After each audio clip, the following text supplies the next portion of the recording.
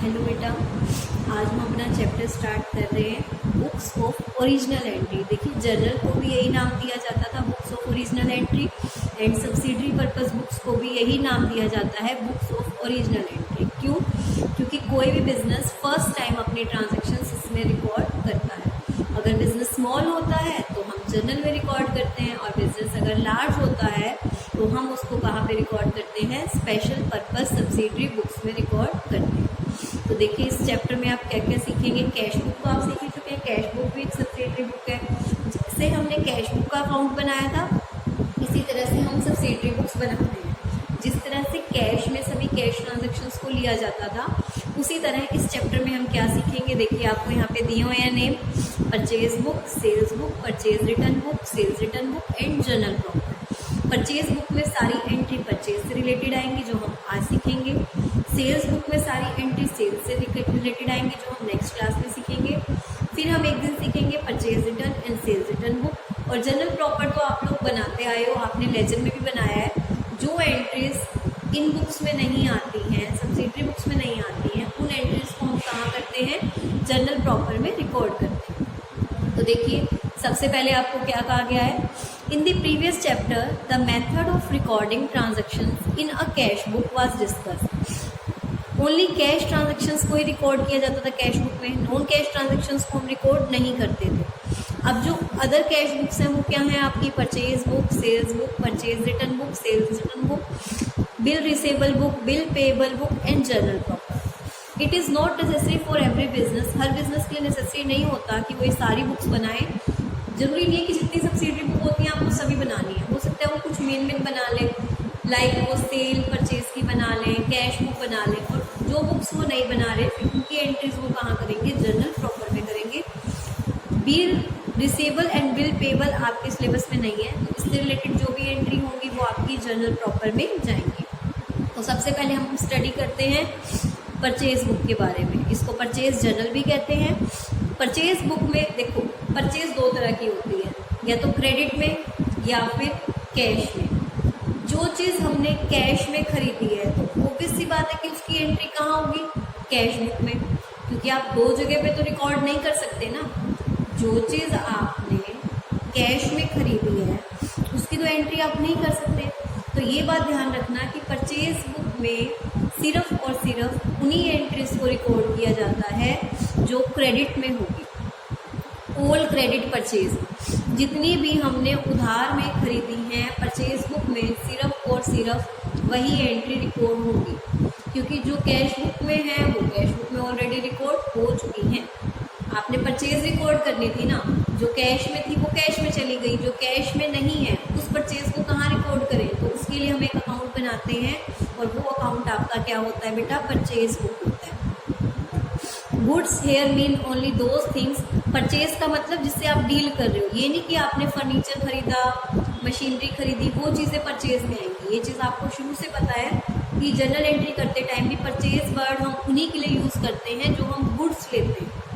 जो हम गुड्स लेते हैं, गुड्स में डील करते हैं, उसके लिए परचेज वर्ड। वरना अगर हम कोई और चीज़ खरीद रहे हैं तो उसका अलग से नाम लिखा जाता है, ठीक है, जो हम रीसेल पर्पस के लिए बनाते हैं। फॉर एग्जांपल एक फर्म डील कर रही है क्लोथ में, तो क्लोथ अगर वो खरीदती है तो परचेज है, बट फर्नीचर खरीद रही है वो, तो वो उसकी एसेट है, वो परचेज बुक में नहीं आएगा। इसको हम इनवॉइस बुक या परचेज डे बुक भी कहते हैं। इसको हम क्या कहते हैं? इनवॉइस बुक या फिर परचेज डे बुक भी इसको कहा जाता है। क्लियर है? ये पेज अच्छे से समझ आ गया आपको? देखिए नेक्स्ट पेज की तरफ। नेक्स्ट पेज पे आपको क्या बोला गया, ध्यान से देखेंगे। आई थिंक अब बुक आपको इजीली क्लियरली दिख रही होगी। इसमें आपको क्या कहा गया? Following transactions are recorded in the purchase book. सारी ट्रांजेक्शन्स परचेज बुक में लिखी जाती हैं, और क्या क्या नहीं लिखी जाती हैं? Not recorded, sorry. क्या क्या ट्रांजेक्शन परचेज बुक में नहीं आएंगी वो देखिए। कैश परचेज मैं आपको बता चुकी हूँ। कोई अगर एसेट आपने खरीदी है तो वो भी रिकॉर्ड नहीं होगी। The source document on the basis of which the transactions are recorded in the purchase book. जो सोर्स डॉक्यूमेंट है, जहाँ से देख के मैं ट्रांजेक्शन को परचेज बुक में रिकॉर्ड कर रही हूँ, वो सोर्स डॉक्यूमेंट क्या कहलाते हैं? इनवॉइस, बिल कहलाते हैं। जो बिल हमें सप्लायर देके जाता है उस बिल को देख के हम इसमें एंट्री कर देते हैं। और इस बिल में क्या क्या होता है? क्वांटिटी कितना आपने खरीदा, किस रेट पे खरीदा, तो टोटल अमाउंट क्या था, और ट्रेड डिस्काउंट या कैश डिस्काउंट जो भी दिया वो सारी चीज़ें उस बिल में होती हैं। तो सबसे पहले आपको परचेज बुक का ये फॉर्मेट याद करना होगा। देखिए इसमें क्या क्या क्या रखा है आपको, डेट, पर्टिकुलर में आएगा कि हमने किससे सामान लिया और क्या लिया, बिल नंबर जिसमें से एंट्री हुई, लेजर फोलियो नंबर, ऑब्वियस बात है लेजर में जाएगा आगे पोस्टिंग के लिए। डिटेल का मतलब 5 फर्नीचर 1000 रुपये में खरीदे हैं तो 5 गुना में 1000 यहाँ लिखेंगे ना। परचेज का अमाउंट, फिर जो हमने CGST, SGST, IGST जो भी पे किया है, फिर उसका टोटल अमाउंट, जितना भी परचेज हमने दिया, जितना भी टैक्स दिया, सब मिला के टोटल यहाँ पे आ जाए। क्लियर है? यही चीज़ आपको नीचे एक्सप्लेन करी हुई है कॉलम्स। ठीक है, ये सारी चीज़ें आपको यही दी।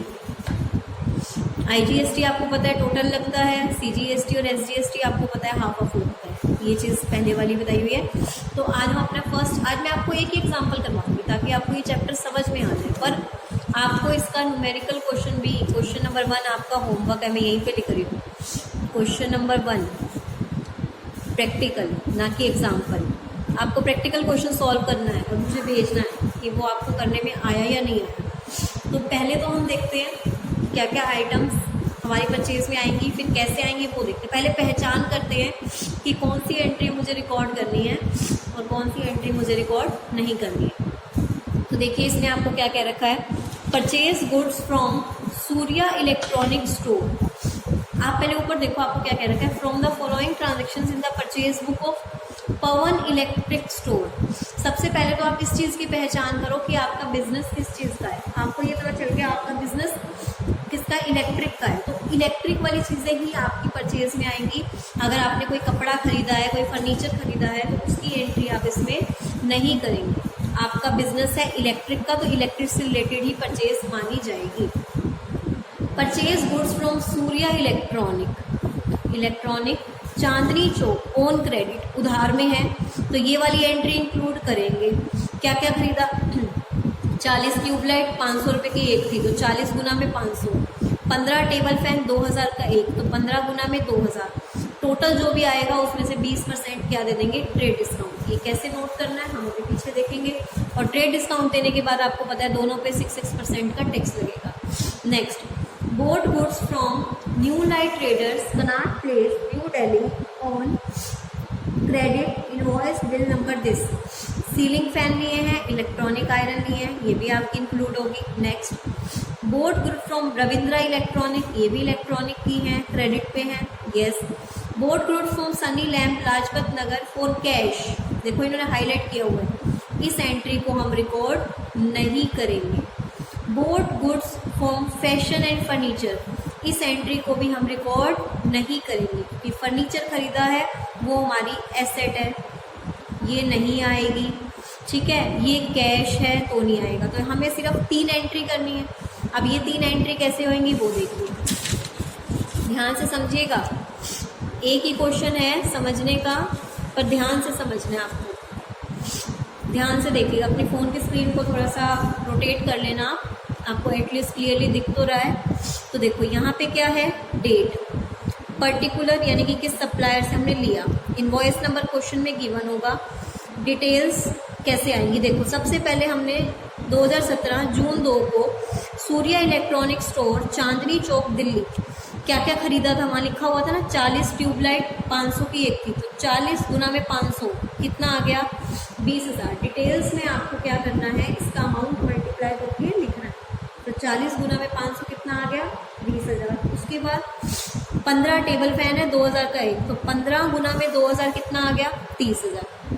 टोटल कितना हो गया दोनों का, 50,000। इस पे हमें क्या देना है, ट्रेड डिस्काउंट कितना, लेस ट्रेड डिस्काउंट 20%, 50,000 का 20%। ये आपका कैसे निकला, 50,000 का 20% माइनस कर दिया। अब आपका पैसा कितना है, 40,000। तो अब आपका क्या लगेगा, आपको क्या देना है, आप 6% देना, क्या देना है, 6% देना है। तो यहाँ पे निकालिए 40,000 का 6%, 2400 रुपये आ गया। तो यहाँ से इसका टोटल कितना आया, क्योंकि आप सारी डिटेल इसी कॉलम में सॉल्व करोगे, आपका सूर्य इलेक्ट्रॉनिक का टोटल आया है 44,800। ठीक है, अब इसको अलग अलग दिखाना है, आपको सोल्व पूरा यही करना है, इस कॉलम में अलग अलग दिखाना है कि ये जो 44,800 रुपीज़ टोटल आया कैसे आया। 40,000 की परचेज थी, 2400 GST लगा और 2400 आपका क्या लगा, SGST लगा। बहुत ही इजी क्वेश्चन है अगर ध्यान से समझो तो। फर्स्ट हो गया। सेकंड देखिए, सेकंड एंट्री में इन्होंने क्या बोला हुआ था, सीलिंग फैन 10 लिए हैं तो 10 गुना में 3,000, 20 इलेक्ट्रिक स्टॉक लिए हैं 20 गुना में 500, उसमें से 10% ट्रेड डिस्काउंट होने से सेम फर्स्ट एंट्री की तरह, कुछ भी डिफरेंस नहीं है। तो ध्यान से देखेंगे, new light traders Connaught place new Delhi, 10 fan 3,000 के, तो ये कैसे निकला आपका, 10 गुना में 3,000 आ गया 30,000, 20 गुना में 500 आ गया 10,000, ये दोनों का टोटल, इसमें से 10% ट्रेड डिस्काउंट, तो 40,000 का 10% माइनस कर दिया, ये आपकी क्या आ गई, परचेज। CGST निकाला, 36,000 का 6% ऐड करके आ गया टोटल, टोटल यहाँ चला गया, दोनों को अलग अलग कर दिया। क्लियर है ये चीज़। आगे देखिए, नेक्स्ट में आपको क्या कह रखा है, purchase good from Ravindra 100 dozen bulb 600 पर डजन। अगर यहाँ डजन ना दिया होता, पर बल्ब दिया होता, तो पहले हमें डजन को किस में कन्वर्ट करना होता, बल्ब को। एक डजन में होते हैं 12, तो 12 से मल्टीप्लाई कर देते, पर दोनों ही डजन में है तो कोई दिक्कत नहीं है।